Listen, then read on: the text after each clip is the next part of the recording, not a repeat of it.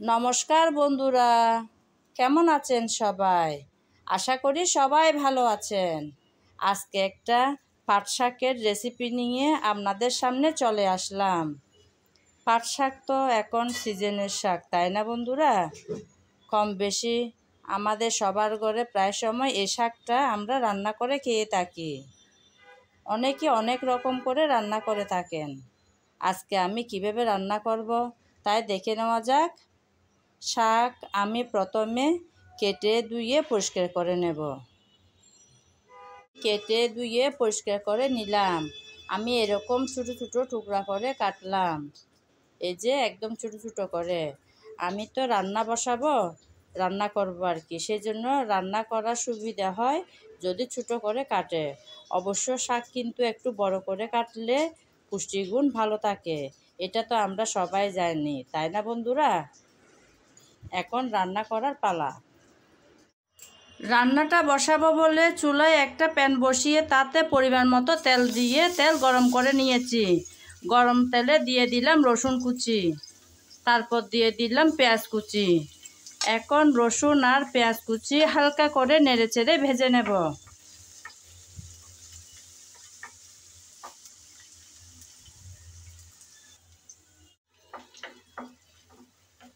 পেঁয়াজ আর রসুন হালকা করে নেড়েচেড়ে ভেজে নিলাম।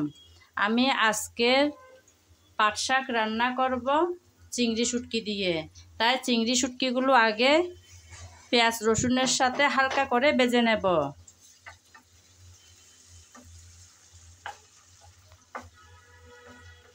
আমি চিংড়ি শুটকি কিছুক্ষণ নেড়েচেড়ে ভেজে নিলাম। এখন যে মশলা রেখেছি তা পরপর দিয়ে দেব। প্রথমে দিলাম হলুদ, তারপর দিলাম মরিচ, তারপর জিরা ধনিয়া পাউডার, তারপর দিলাম স্বাদ মতন লবণ। এখন সবগুলো মশলা ভালো করে নেড়েচেড়ে কষিয়ে নিতে হবে। মশলা যাতে পুড়ে না যায় সামান্য পানি দিয়ে তারপর কষিয়ে নেব। আমি আজকের রান্নাটাতে কোনো প্রকার বাটা মশলা ব্যবহার করছি না, সেজন্য আমি পেঁয়াজ আর রসুন কুচি করে দিলাম। এরকম শাক রান্নাতে বাটা মশলার চাইতে কুচি করে দিলেই বেশি ভালো লাগে আমার, খেতেও কিন্তু ভীষণ মজার হয়। আমি কিছুক্ষণ নেড়েচেড়ে মশলা কষিয়ে নেব, তাতে শুটকিও ভালো করে কষানো হয়ে যাবে।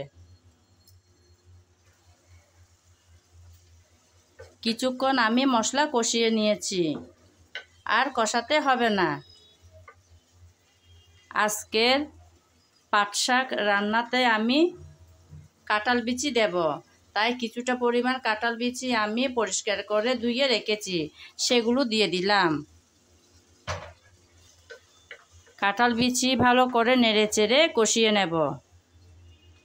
আমি তো আজকের পাট শাকের রেসিপিতে কাঁঠাল বিচি দিচ্ছি। আপনারা যদি কাঁঠাল বিচি পছন্দ না করে থাকেন তাহলে না দিলেও চলবে। আরও অনেক ধরনের ডাল থাকে না, যেমন বুটের ডাল, চনার ডাল, মসুর ডাল, আরও অনেক ধরনের ডাল থাকে।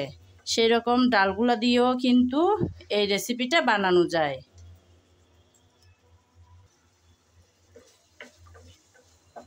কাঁঠাল বিচি আমি কিছুক্ষণ ভালো করে কষিয়ে নিয়েছি। এখন পরিমাণ মতো পানি দিয়ে দেব, যাতে কাঁঠাল বিচি সিদ্ধ হয়ে আসে।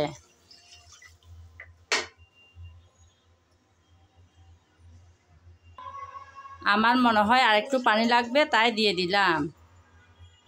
এখন 5-6 মিনিটের মতো রান্না করে নেব, যাতে বিচিগুলো একটু নরম হয়ে আসে।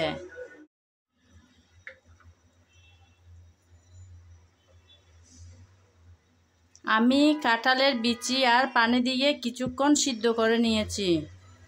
পানিটাও ভালো করে ফুটানো হলো আর বিচিও অনেকটাই সিদ্ধ হয়ে আসলো।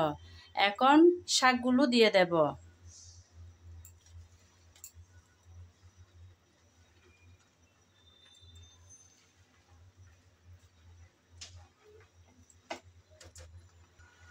শাক তো দিয়ে দিলাম, এখন নেড়েচেড়ে মিশিয়ে দেব।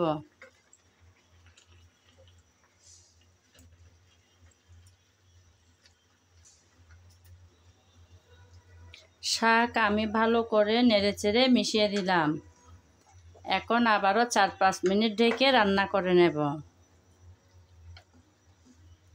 আজকালকার দিনে সারা বছর সব কিছু পাওয়া যায় আর খাওয়াও হয়, কিন্তু এখন যে পাট শাকের সিজন, এখন কিন্তু আম কাঁঠালেরও সিজন।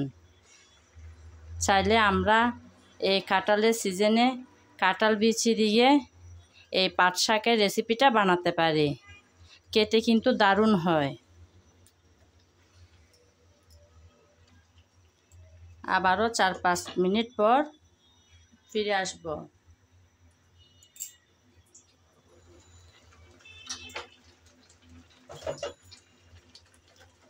বন্ধুরা, শাক দিয়ে আমি আবারও 4-5 মিনিটের মতন ঢেকে রান্না করে নিয়েছি। আমার রেসিপি কিন্তু প্রায় শেষের পথে। আপনারা তো জানেন শাক রান্না করতে খুব একটা বেশি সময় লাগে না। আমি চুলাটা ছোটো করে দিয়ে আবারও 2-3 মিনিটের জন্য বসিয়ে রাখবো। ফিরে আসবো 2-3 মিনিট পর।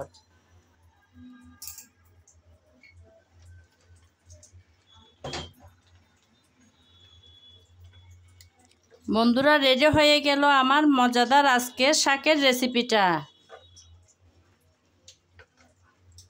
আমার আজকের ভিডিও যদি আপনাদের ভালো লেগে থাকে তাহলে আমার চ্যানেলটি সাবস্ক্রাইব করে আমার সাথে থাকবেন, লাইক কমেন্ট শেয়ার করবেন। আর যদি ফেসবুক পেজে দেখে থাকেন তাহলে পেজটি ফলো করে দেওয়ার অনুরোধ রইল। রেডি হয়ে যাওয়া রেসিপি আপনাদেরকে পরিবেশন করে দেখালাম। দেখুন বন্ধুরা, কতই না সুন্দর আর লোভনীয় দেখাচ্ছে। আজ এ পর্যন্ত। সবাই ভালো থাকবেন। নমস্কার।